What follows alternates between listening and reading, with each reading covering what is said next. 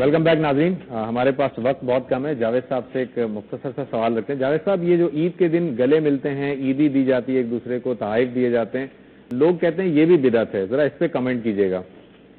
بدعت صرف وہی چیزیں ہوتی ہیں جنہیں دین کی حیثیت سے کیا جائے یا دین بنا دیا جائے یا ان پر ایسے شرائط اور حدود و قیود عائد کر دیا جائیں جو دینی میں عائد ہو سکتے ہیں. بدعت صرف انہیں کو کہا جائے گا. ہر چیز کو بدعت کہہ کے رد نہیں کر دینا چاہیے. بہت سے رسوم، بہت سے روایات، بہت سے معروفات ہر سوسائٹی میں ہوتے ہیں. ان میں اگر کوئی اخلاقی قباحت نہیں ہے تو انہیں آپ قائم رکھ سکتے ہیں.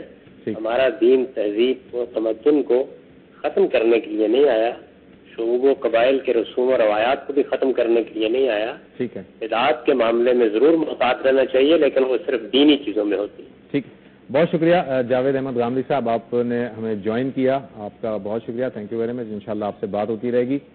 فائنل نوٹ اعظم سعیدی صاحب آپ سے. بالکل ہم نے رمضان جیسے گزارا، آپ کو پتا ہے. الحمدللہ رمضان شریف میں جہاں اللہ تعالیٰ کی طرف سے روزے فرض کیے گئے ہیں، آپ یہ دیکھیں کہ رات کا قیام اس میں اجتماعیت ہے. پھر روزے کی حالت میں دیکھیں تو مسلمانوں میں ایک اجتماعیت، ایک اجتماعی طریقہ موجود ہے. نمازوں میں لوگوں کا ایک ازدحام ہوتا ہے. یعنی ہم اس عبادت کو دیکھیں تو لگتا ایسا ہے کہ اللہ تعالیٰ نے اس میں بھی مسلمانوں کو ایک دوسرے کے ساتھ ملنے جلنے، کھڑے ہونے، پیار محبت کا درس دیا ہے. تو ہمیں یہ سبق ملتا ہے کہ مسلمان کا ہمدرد ہونا چاہیے، اس کا خیال رکھنا چاہیے. المسلم من سلم المسلمون من لسانہ و یدہ کے حوالے سے کہ مسلمان وہ ہے کہ جو دوسرے مسلمان کو اپنی زبان سے، اپنے ہاتھ سے محفوظ رکھے. ٹھیک، آپ پہ اینڈ کروں گا میں.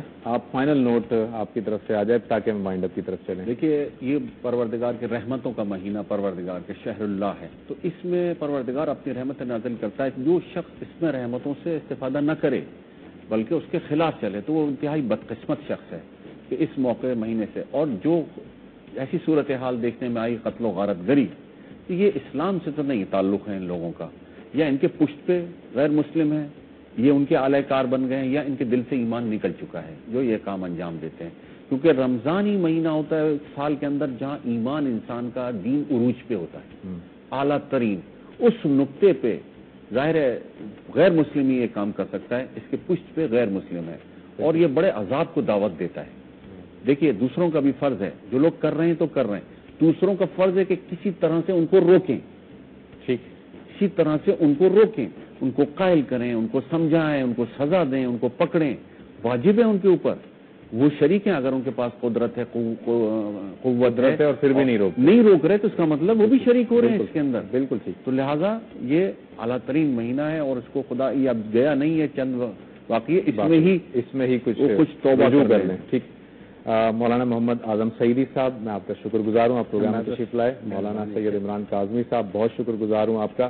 بس وقت چونکہ ہمارے پاس کم ہے، آپ سے زیادہ ہم استفادہ نہیں کر سکے. ناظرین، ابھی جہاں پر کاظمی صاحب نے اپنی گفتگو ختم کی، اسی کو ذرا سا آگے لے کے چلتا ہوں. ایک حدیث مبارکہ ہے، بہت طویل حدیث ہے، میں چھوٹا سا ایک مفہوم بیان کرتا ہوں اس کا، کہ نبی اکرم صلی اللہ علیہ وسلم نے فرمایا کہ جو شخص رمضان المبارک کا مہینہ پائے اور اس میں اپنی مغفرت کروا کر جنت کا مستحق نہ بن جائے، وہ تباہ ہو جائے اور برباد ہو جائے.